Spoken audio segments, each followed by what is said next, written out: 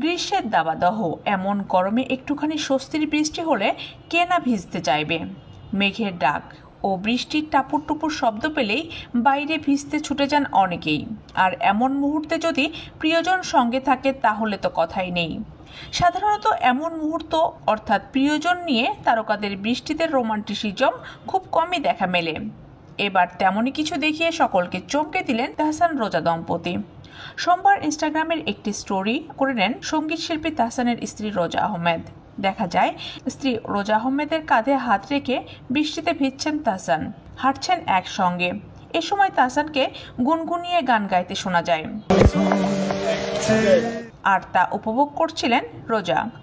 শুধু তাই না, এ সময় তাদের পুরো শরীরই বেশ ভেজা অবস্থায় দেখা যায়, সঙ্গে তাদের চোখে মুখে ভালোবাসার দীপ্তি স্পষ্ট।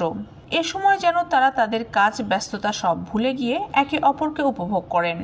রোজার সেই ইনস্টাগ্রাম স্টোরিতে আরও দেখা যায় ভেজা অবস্থায় একটা ফুটপাতে হাতে হাত রেখে হাঁটছেন তারা, আর ব্যাকগ্রাউন্ডে বাজছে গানের সুর। একদিকে নিজের কাজ সঙ্গীত নিয়ে যেমন ব্যস্ত থাকেন তাহসান, তেমনি ব্লগিং নিয়েও সক্রিয় থাকেন রোজা আহমেদ। তবে এই দম্পতির সুখের হাওয়া বইছে, তা আর বলার বাকি রাখে না। তাই তো সুযোগ পেলেই কোয়ালিটি টাইম কাটাতে ব্যস্ত হয়ে পড়েন তারা।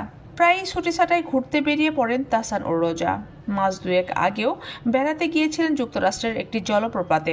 সেখানে তাদের আড়দুরে মুহূর্ত মন কাড়ে দর্শকের। বলা বাহুল্য, তাহসান রোজা এক হলেই যেন তাদের ভালোবাসার গভীরতা ফুটে ওঠে।